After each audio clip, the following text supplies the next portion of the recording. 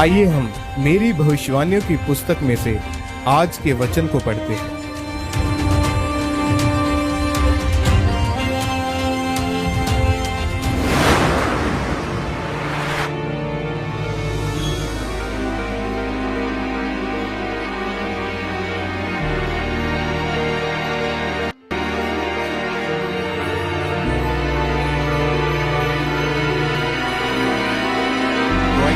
हाथों को उठाएंगे, हर एक जन अपनी आंखों को बंद करेंगे और कहेंगे, परमेश्वर आज का वचन जो मैं सुनने वाला हूँ मेरी जिंदगी के अंदर आज वो बोया जाए और वो 100 गुना फल को लेकर आए। मैं तैयार हूँ आपके वचनों को सुनने के लिए ग्रहण करने के लिए प्रभु यीशु मसीह के नाम में मांगते हैं, आमीन, हालेलुया। परमेश्वर के दास के द्वारा जो मेरी भविष्यवाणी की पुस्तक लिखी जाती है, जिसमें परमेश्वर के वचन को हर रोज आप पढ़ते हैं, समझते हैं, तो आज के वचन को जब आप सुनेंगे तो आपको समझ आएगी कि परमेश्वर का ज्ञान हमारी जिंदगी में होना कितना जरूरी है। आज के वचन का जो टॉपिक है कि परमेश्वर का ज्ञान। आज परमेश्वर के ज्ञान ना होने के कारण बाइबल बताती है बहुत सारे लोग जो हैं वो प्रॉब्लम्स में फंसते हैं। तो वचन में से पढ़ते हैं इस आयत को। होशे की किताब 4 अध्याय उसकी 6 आयत में लिखा है, मेरे ज्ञान के ना होने से मेरी प्रजा नष्ट हो गई। तूने मेरे ज्ञान को तुच्छ जाना है, इसलिए मैं तुझे अपना याजक रहने के अयोग्य ठहराऊंगा। इसलिए कि तूने अपने परमेश्वर की व्यवस्था को तज दिया है, मैं भी तेरे बाल बच्चों को छोड़ दूंगा।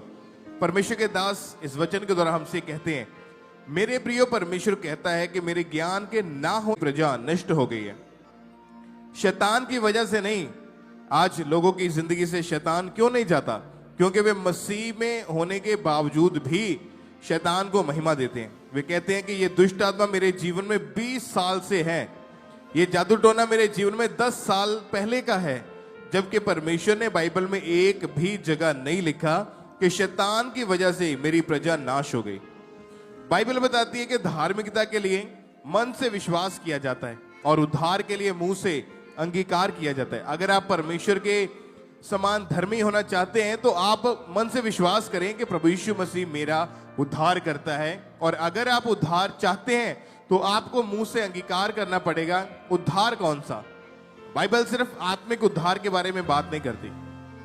बाइबल सिर्फ स्वर्ग जाने के बारे में बात नहीं करती। सबसे पहला उद्धार और महत्वपूर्ण उद्धार आत्मा का है।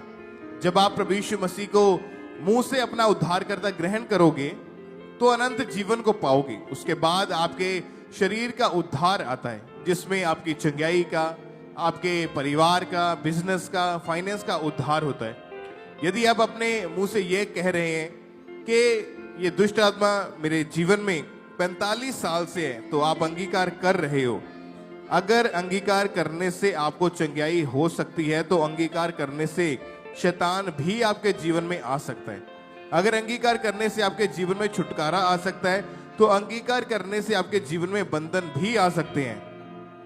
इसलिए अब अंगीकार क्या करना है? जो आप देख रहे हैं वो, या जो आप अपने जीवन में चाहते हैं।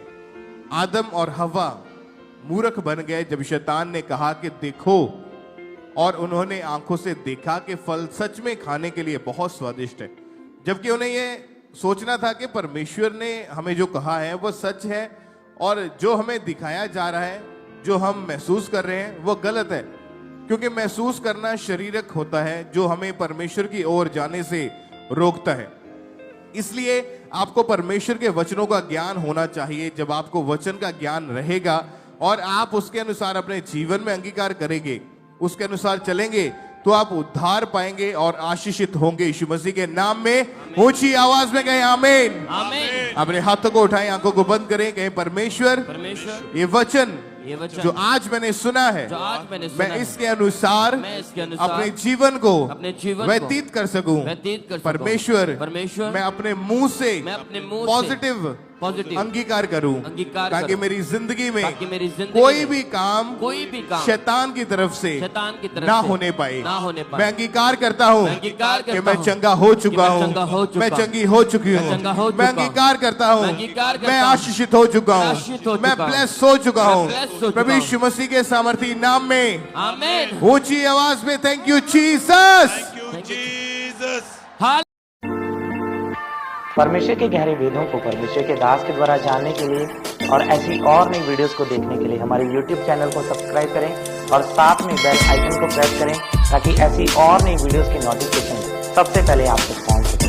जुड़े रहें परमेश्वर की हजूरी के साथ। God bless.